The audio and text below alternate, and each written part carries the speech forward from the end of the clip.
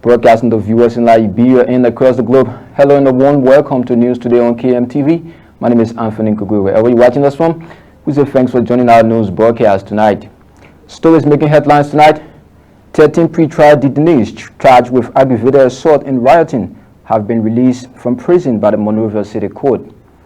Bowman County lawmaker Edwin Snow applauds President George Weah for a recent nationwide address.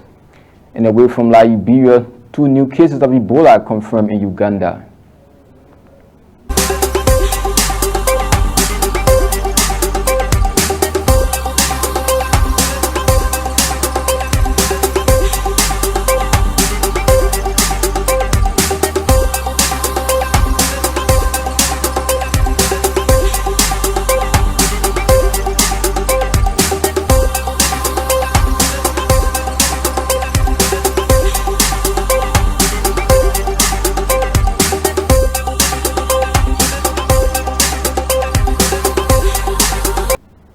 Welcome to KMTV News.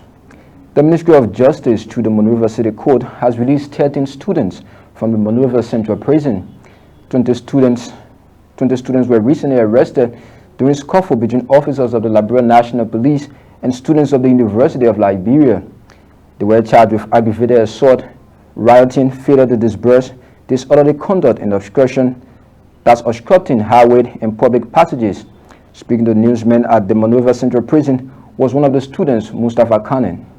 Infringing on anybody's right, what we are doing here is only to stimulate the court so that our comrades can have free, fair, and speedy trial in the fastest possible time because they have done nothing wrong. They were peaceful students on the campus of the University of Liberia going through their classes, and the police went in the classes and started hunting them, and started beating them and brought them to the court. On that basis, we are not interested in hammering the court or jeopardizing the court system. The court now is being controlled by the government. They are now using the entire system to manipulate. On that basis, since they told us 12 o'clock, 2 o'clock, and now it's going to 3 o'clock, our comrades are not here.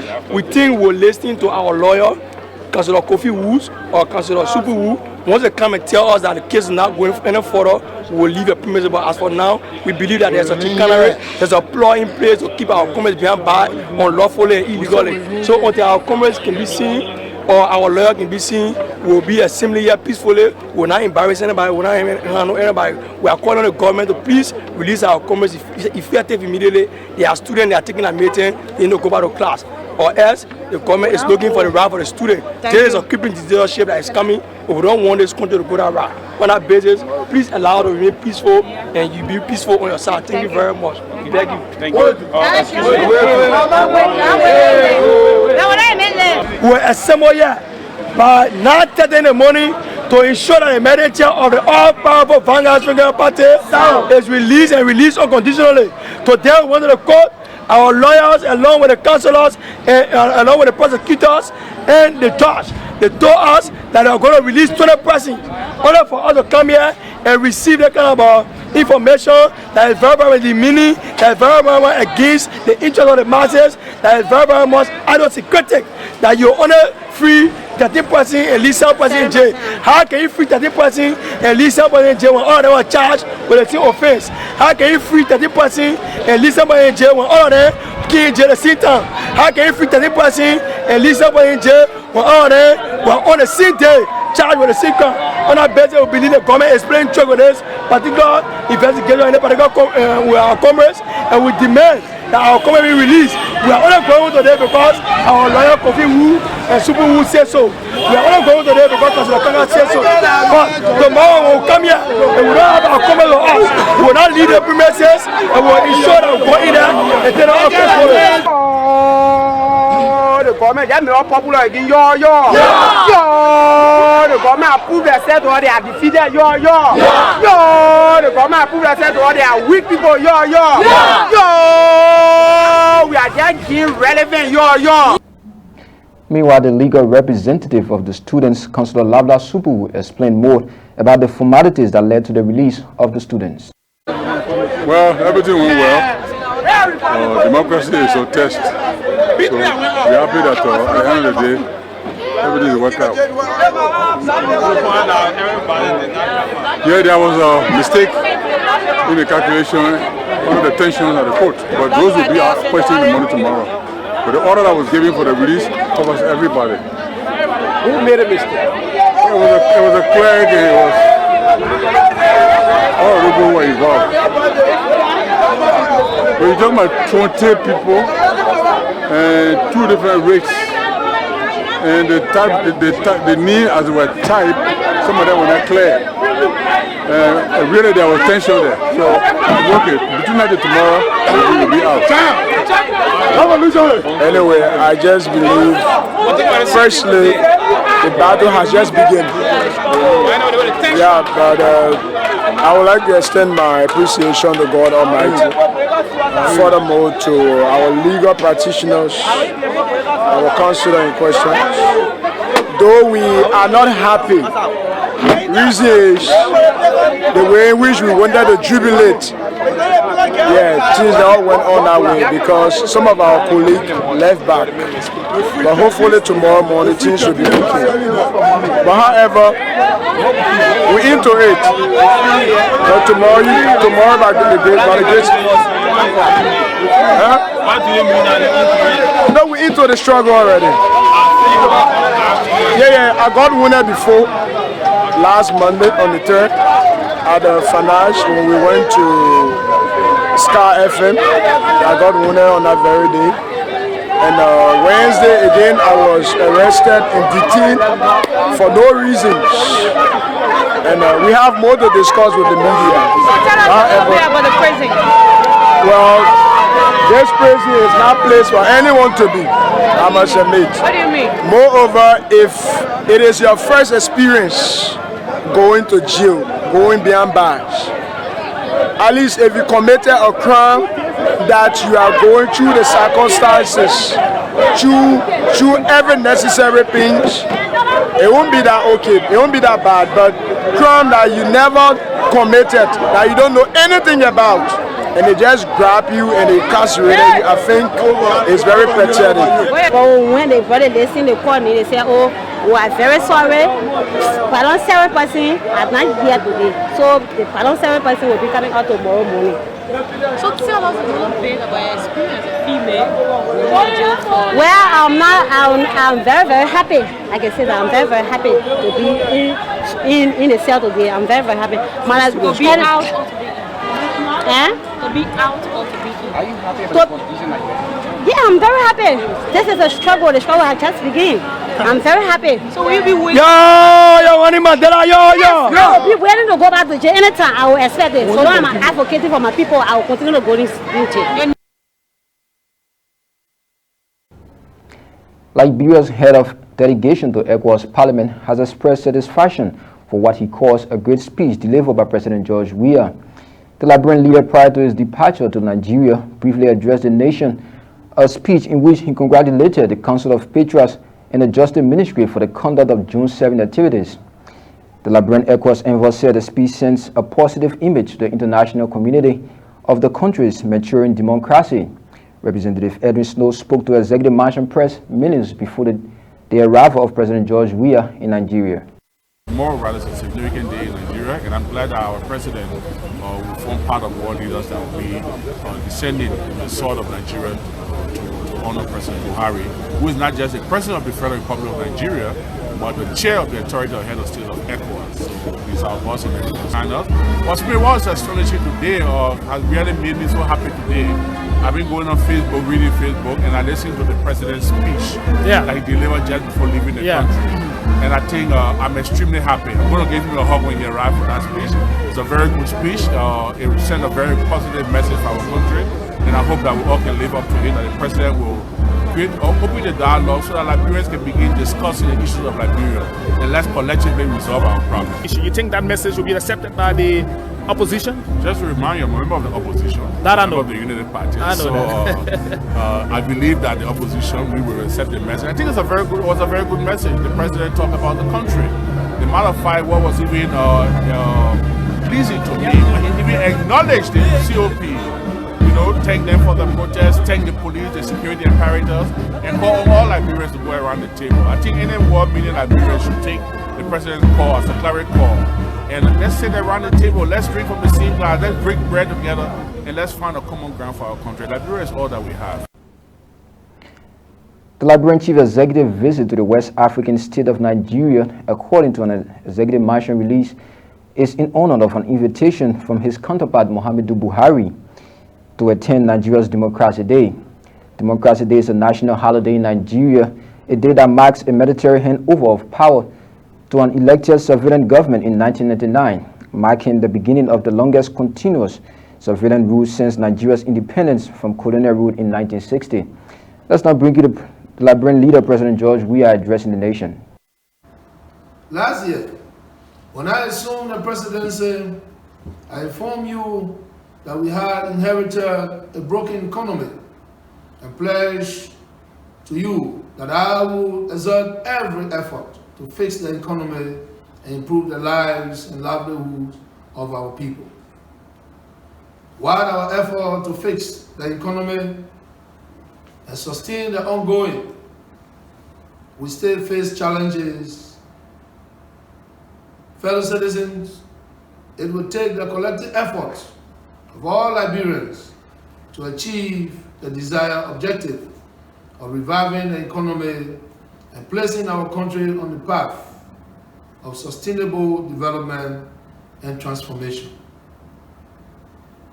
We will have to come together to devise and support new measures which are necessary to address the structural defects and imbalances in our economy.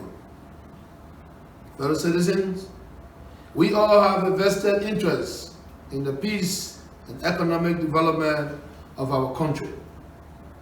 My government recognizes that alternative views of all citizens are equally vital in finding a way forward. Fellow Liberians, it is because of this fact that I now take the opportunity to again invite the leaders of political parties, civil society groups, elders, religious leaders, our traditional leaders, student leaders, and the business community to a roundtable discussion to afford them the opportunity to present their alternative views or their suggestion on the economy. Fellow citizens, let us sit and dialogue on the way forward for economic revival in Liberia. Bring your ideas to the table, and I assure you that they will be given my most careful consideration. Fellow citizens, once again, let me thank all Liberians for their efforts in strengthening the peace and consolidating our democracy. If you just joined you watching News Today, have an hour news presentation that brings you up to date with unfoldings in Liberia. My name is Anthony Kukurin. Stay ahead of us. Presidential Press Secretary Asulu Keben has denied statement attributed to President George Weah, terming it as a contradiction. This plus many more developments all coming up right after this break.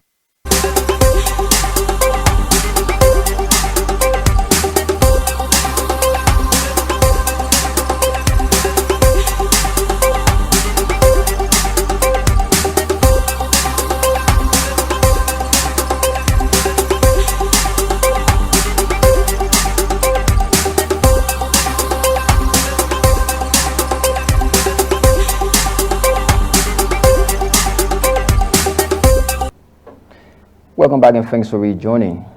Presidential Press Secretary Asulu Keben has denied statement attributed to President George Weah, terming it as a contradiction. At the dedication of a newly constructed double market in Pinsville, President Weah defied anyone to rain insult on the presidency and walk freely in the streets of Monrovia, a statement that Mr. Keben has since termed untrue. He spoke to newsmen at the Executive Mansion on Monday. At no time has the president ever called Liberians hooligans. At no time has the president ever told Liberians or told you that anybody who insults the presidency will not walk in the street. At no time. If we want to quote the president or you want to quote anybody in government, like I'm here now, I hope that you do it rightly. We should put aside sentiments, we should put aside what we think or of paraphrasing people's words because they have the tendency to incite people. I mean, those are attributes of rumors that can cause a chaos, whatever they may be. The president referred to some people as gangster. That's what he said. And if you look at the action of those you are calling, the president cannot look at the people that elected him and call them hooligans or call them gangsters. He says some elements of the Council of States exhibited what gangsters normally do. So if I'm a thief, whether I pickpocket or I break through a house, I'm a thief. So the president has no regrets branding people that were behaving in that manner. I would do the same today, tomorrow, to call anybody gangsters if he exhibits such a behavior. When it came to the issues at the market dedication, the president said they will face the full weight of the law. There's a big difference now walking the street and facing the weight of the law. So let's get that straight. And I don't think, because the next question you ask, why you talk about freedom of speech has responsibility. What are we teaching our people? What are we teaching our kids? Invectives?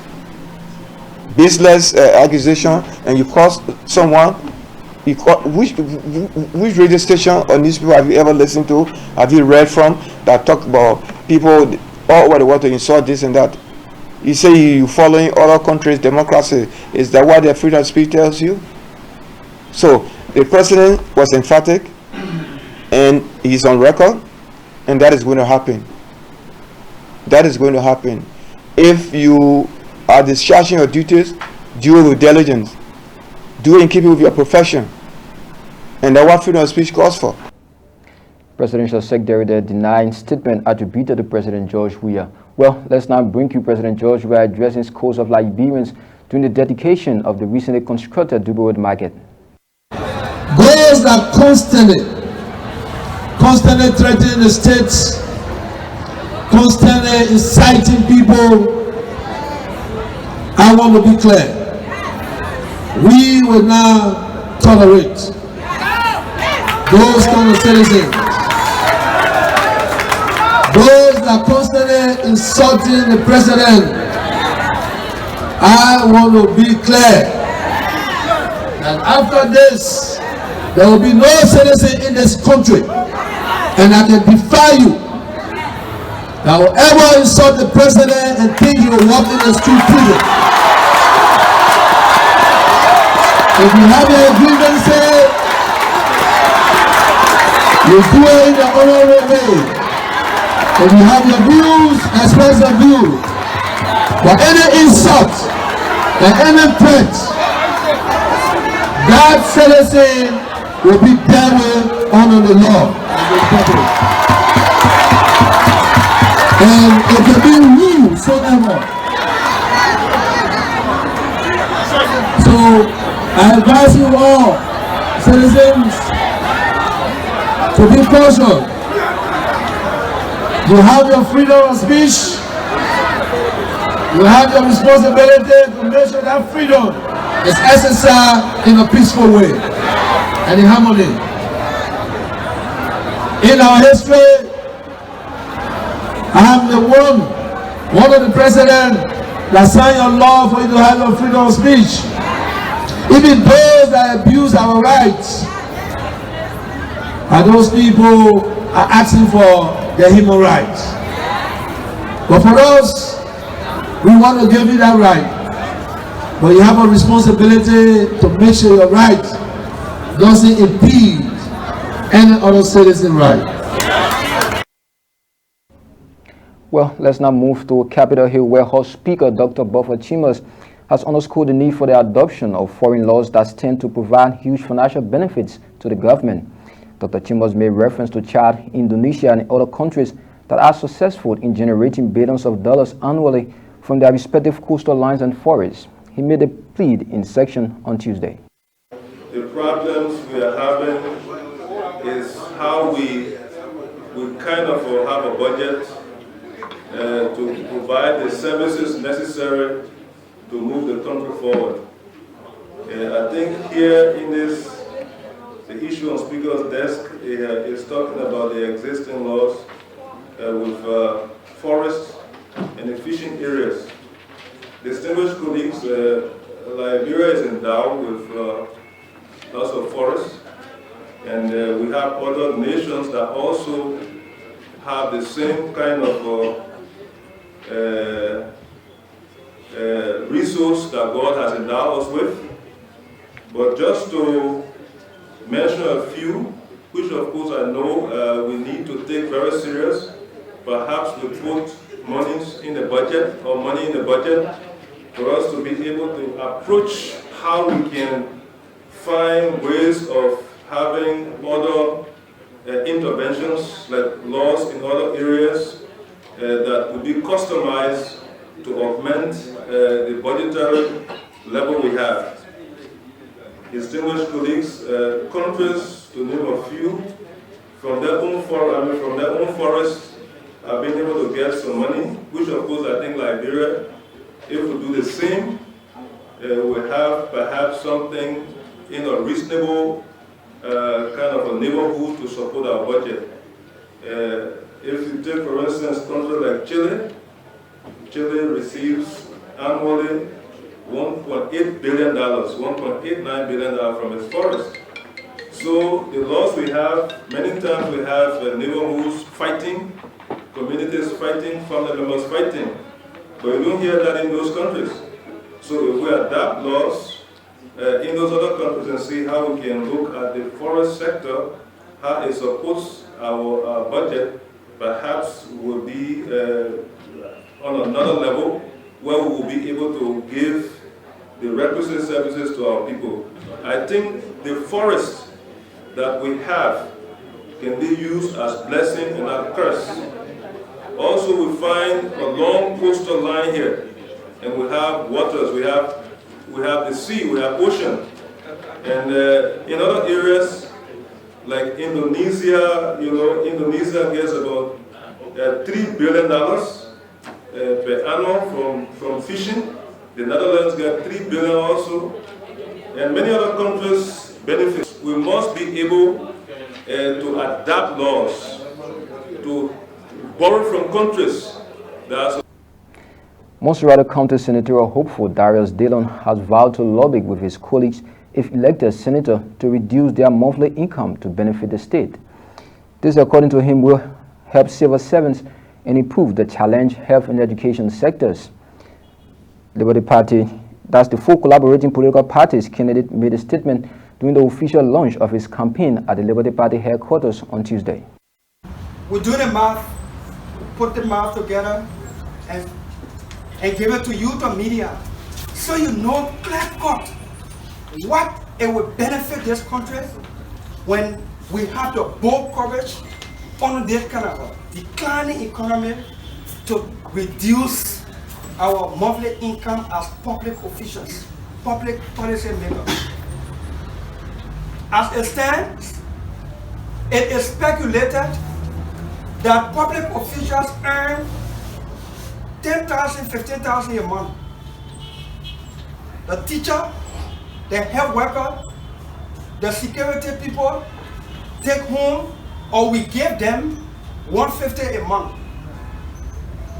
If $15,000 a month is being collected by a public official, especially elected, and a teacher or a security person or a health worker or any other professional civil servant taking home $150 a month, it means that teacher or that security person or health worker will work for 10.5 years before he or she can realize or take home what a public official takes home 1 month in this country.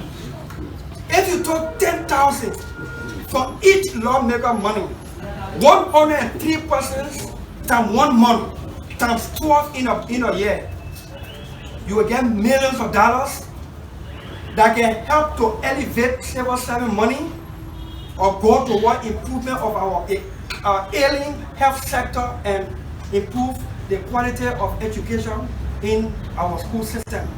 No legislator has had the courage to say, let's pass this bill or this draft bill into law to set a ceiling that no public official should take home more than 5,000 in this country, so that we can take the chunk of the money that we generate from that kind of reduction into other sectors to develop our people and our infrastructure. And away from Liberia, the World Health Organization and Uganda's Ministry of Health have confirmed 2 more cases of Ebola in Uganda after the virus claimed the life of a 5-year-old boy. The 2 patients whose blood samples tested positive for Ebola are relatives of the boy. The confirmation now brings to 3 the number of new cases of those infested with the virus since that's less than 24 hours after the government announced that the child has the first case in the country. Well, those were the latest from our news center. Do join us tomorrow for more developments. But before we go, a recap of our headlines. 13 pre-trial detainees charged with aggravated assaults and rioting have been released from the prison. That's the Monrovia Central Prison by the Monrovia City Court. Bomi County lawmaker Edwin Snow applauds President George Weah for a recent nationwide address. And away from Liberia, the World Health Organization and Uganda's Health Ministry have confirmed 2 more cases of Ebola in Uganda. We say many thanks to you for always joining our news broadcast. Thanks to our entire news team here. On behalf of the entire team, my name is Anthony Kugwe. Good night.